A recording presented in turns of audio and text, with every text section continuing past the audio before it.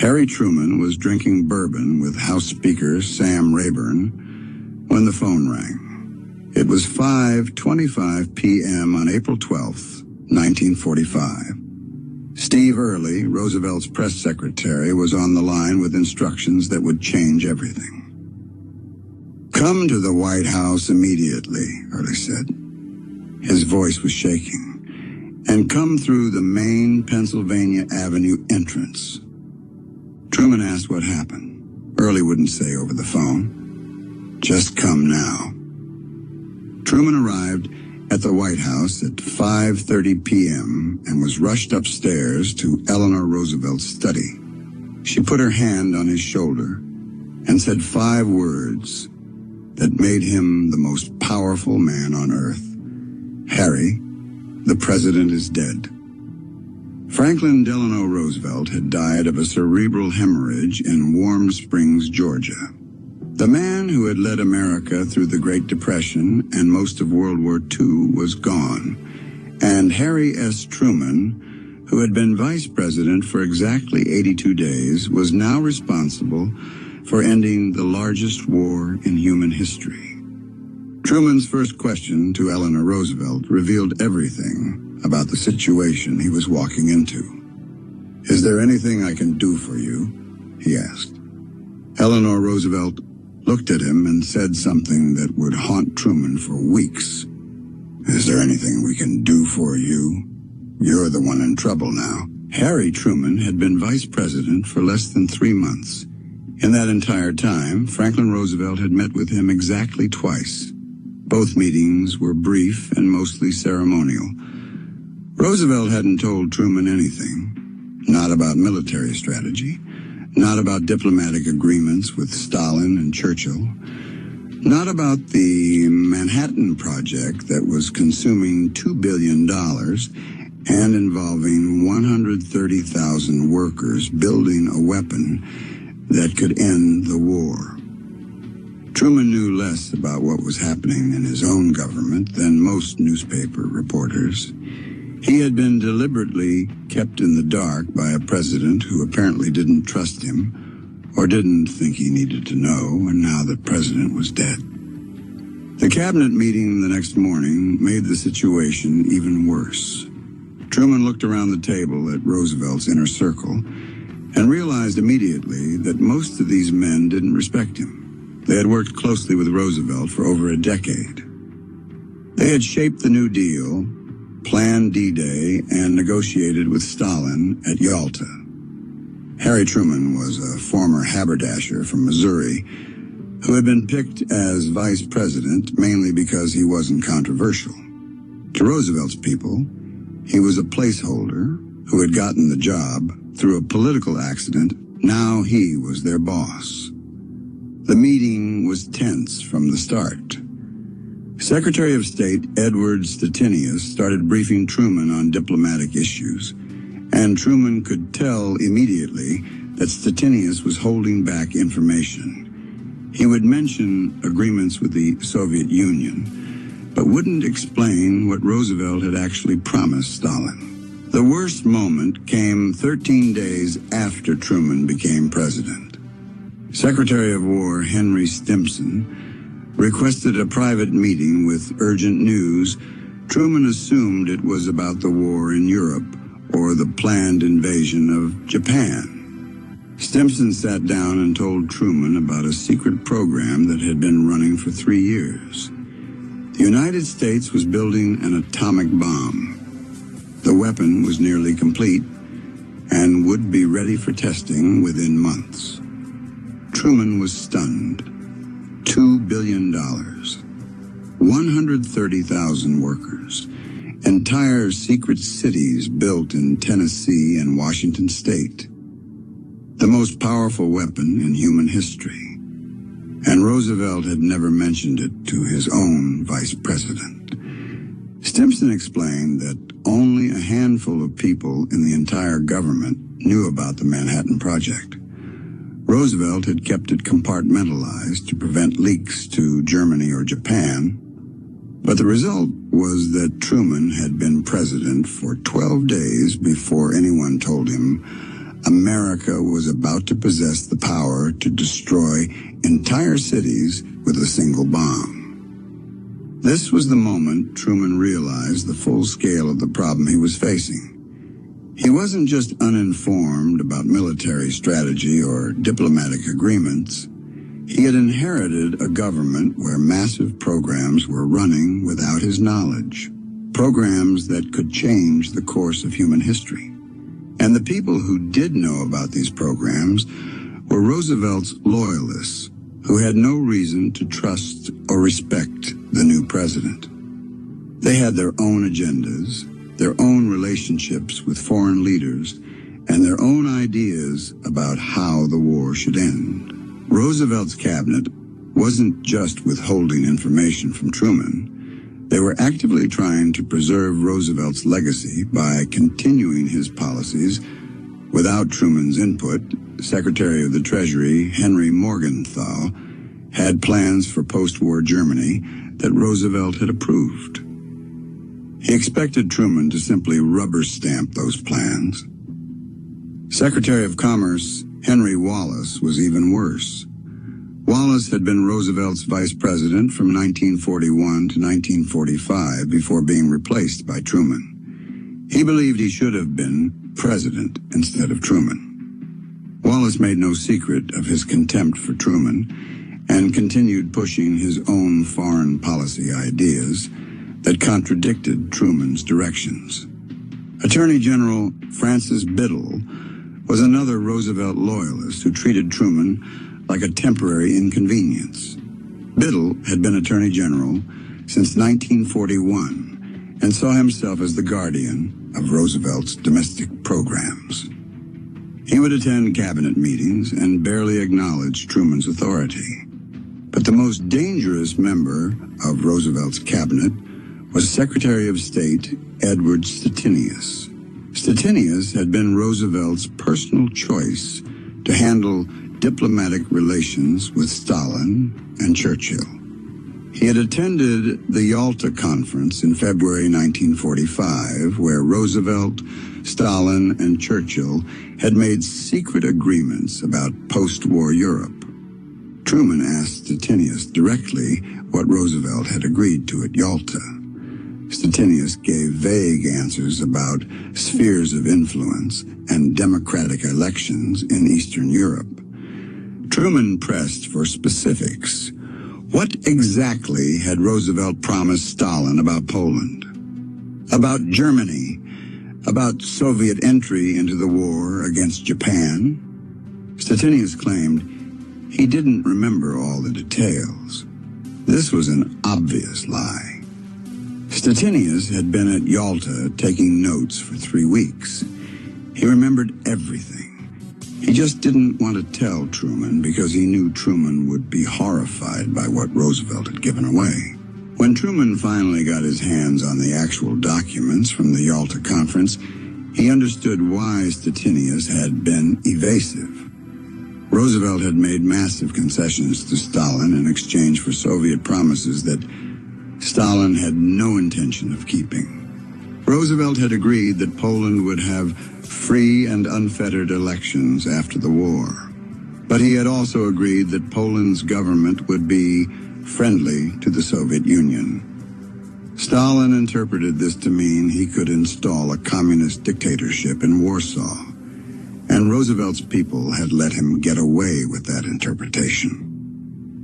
Roosevelt had promised Stalin that the Soviet Union would receive massive territorial concessions in the Far East after defeating Japan. The Soviets would get the Kuril Islands, southern Sakhalin, and control over key ports in China.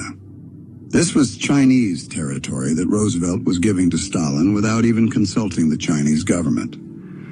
Most shocking of all, Roosevelt had agreed to let Stalin occupy Eastern Europe with Red Army troops and had made no concrete plans for when those troops would withdraw. This meant that Poland, Czechoslovakia, Hungary, Romania, and Bulgaria would all be under Soviet military occupation with no clear timeline for liberation. Truman realized that Roosevelt had sold out Eastern Europe to keep Stalin happy. And Roosevelt's cabinet members knew about these deals, and were now trying to make sure Truman honored them, even though they would lead to Soviet domination of half of Europe. This was the moment Truman decided that Roosevelt's inner circle had to go. They weren't working for the President of the United States. They were working to preserve Roosevelt's legacy, even when that legacy included catastrophic diplomatic mistakes. Truman called in his advisors and told them he was going to clean house. He wanted new people who would be loyal to him, not to Roosevelt's memory. His advisors warned him that firing Roosevelt's cabinet would be politically dangerous. Roosevelt was beloved by the American public. His cabinet members were seen as heroes who had helped win the war. If Truman fired them all at once, the press would accuse him of betraying Roosevelt's legacy. Democrats in Congress would revolt. The public would see it as petty revenge. Truman didn't care about the political risk. "I'm the president now," he told his advisors. "These men need to understand that they work for me or they work for nobody." He started with Edward Stettinius. In July 1945, Truman replaced him as Secretary of State with James Burns, a tough South Carolina politician who Truman knew he could trust. Burns had no loyalty to Roosevelt and no illusions about Stalin's intentions. He would pursue a harder line against Soviet expansion. Next was Henry Morgenthau. Truman forced him to resign in July 1945 and replaced him with Fred Vinson, a Kentucky congressman who understood that post-war Germany needed to be rebuilt, not destroyed. Morgenthau's plan would have turned Germany into an agricultural wasteland. Vinson understood that a strong Germany was necessary to counterbalance Soviet power in Europe. Attorney General Francis Biddle was fired in June 1945. Truman replaced him with Tom Clark, a Texan who would focus on domestic security instead of preserving New Deal programs. Commerce Secretary Henry Wallace lasted until September 1946 before Truman finally fired him for publicly criticizing Truman's foreign policy. By the end of 1946, almost everyone who had worked closely with Roosevelt was gone. Truman had built an entirely new cabinet that was loyal to him and shared his increasingly hard line against Soviet expansion. The political reaction was exactly what Truman's advisors had predicted. Liberal Democrats accused Truman of betraying Roosevelt's legacy. The press wrote articles asking if Truman was competent enough to be president. Roosevelt loyalists gave interviews suggesting that Harry Truman was destroying everything FDR had built. Henry Wallace went on a speaking tour attacking Truman's foreign policy. He argued that Truman was being too aggressive toward the Soviet Union and that Roosevelt would have found a way to cooperate with Stalin. Wallace's speeches drew huge crowds of liberals who believed Roosevelt's vision of post-war cooperation with the Soviets was still possible. Even Eleanor Roosevelt, who had been gracious to Truman immediately after FDR's death, began subtly criticizing his decisions. She wrote newspaper columns suggesting that her husband would have handled Stalin differently. She implied that Truman was abandoning Roosevelt's dream of a peaceful world order maintained by the United Nations. Truman's approval ratings dropped. A Gallup poll in November 1946 showed only 32% of Americans approved of his job performance. Democrats lost control of Congress in the 1946 midterm elections.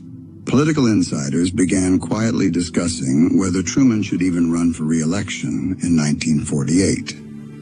But Truman ignored the criticism. and continued replacing Roosevelt's people with his own team. He wasn't interested in popularity. He was interested in dealing with the reality of Soviet aggression that Roosevelt had either ignored or enabled. History proved Truman was right to fire Roosevelt's cabinet. Every warning Truman received from Roosevelt loyalists about cooperating with Stalin turned out to be catastrophically wrong. Henry Wallace had argued that Stalin would allow free elections in Eastern Europe if America just showed more trust. Stalin installed communist dictatorships in Poland, Czechoslovakia, Hungary, Romania, Bulgaria, and East Germany. There were no free elections. There was only Soviet military occupation and political repression. Edward Stettinius had insisted that Stalin would honor the Yalta agreements about democratic governance in Poland. Stalin installed a puppet government in Warsaw and arrested or executed Polish resistance leaders who had fought against the Nazis. Poland remained under Soviet domination until 1989. Henry Morgenthau had wanted to prevent Germany from ever rebuilding its industrial capacity. Truman's decision to reject the Morgenthau Plan and rebuild West Germany led to the German economic miracle of the 1950s. A prosperous, democratic West Germany became the cornerstone of NATO and the main counterweight to Soviet power in Europe. The Marshall Plan, which Truman's new Secretary of State George Marshall designed in 1947, rebuilt Western Europe and prevented communist parties from taking power in France and Italy. If Truman had listened to Roosevelt's cabinet members who wanted to punish Germany and continue cooperating with Stalin, Western Europe would have been economically devastated and vulnerable to Soviet influence. Truman's decision to take a hard line against Soviet expansion led to the Truman Doctrine, the Berlin Airlift, and the formation of NATO. These policies contained Soviet power and prevented World War III. Roosevelt's vision of cooperation with Stalin would have led to Soviet domination of all of Europe. So why did Truman fire everyone who worked closely with Roosevelt? Because those people were still loyal to a dead president's vision that didn't match reality. Roosevelt had believed he could charm Stalin into behaving like a democratic leader. He had given Stalin massive concessions at Yalta, hoping Stalin would reciprocate with cooperation. Stalin had no intention of cooperating. He saw Roosevelt's concessions as signs of weakness and took advantage of American naivety to grab as much territory as possible. By the time Truman became president, the Red Army occupied half of Europe, and Stalin was consolidating communist control over populations that wanted freedom. Roosevelt's cabinet members couldn't accept that their beloved president had made catastrophic mistakes. They wanted to preserve Roosevelt's legacy by continuing his policies of cooperation with Stalin, even as Stalin was clearly violating every agreement he had made at Yalta. Truman understood something that Roosevelt's people couldn't see. The world had changed. The Soviets weren't allies anymore. They were rivals in an ideological struggle that would define the second half of the 20th century. America needed leaders who understood that reality, not dreamers who still believed in Roosevelt's vision of post-war harmony. Firing Roosevelt's cabinet was politically risky, but strategically necessary. Truman needed people who would help him build a policy of containment against Soviet expansion, not people who would continue trying to appease Stalin in the name of preserving FDR's legacy. The first task of a new leader is to ensure everyone is rowing in the same direction. Roosevelt's cabinet members were still rowing toward Roosevelt's vision of cooperation with the Soviet Union, Truman needed them rowing toward a policy of containing Soviet aggression. When the previous leadership's vision no longer matches reality, the new leader has to make hard choices. Truman could have kept Roosevelt's cabinet to avoid political criticism. Instead, he fired them and built his own team, even knowing it would hurt him politically. History vindicated that decision. The Truman Doctrine and NATO prevented Soviet domination of Western Europe. The Marshall Plan rebuilt democratic societies that became America's strongest allies. The Berlin airlift showed the Soviets that America would stand firm against communist expansion. None of that would have been possible if Truman had kept Roosevelt's cabinet. Those men would have continued pursuing Roosevelt's failed policy of cooperation with Stalin. Truman understood that loyalty to a dead president's mistakes was worse than the political risk of cleaning house. That's why Truman immediately fired everyone who worked closely with Roosevelt. Not out of spite or jealousy, but because America needed leaders who understood the world as it actually was. Not as Franklin Roosevelt had hoped it would be, and Truman was willing to take the political hit to make sure that happened.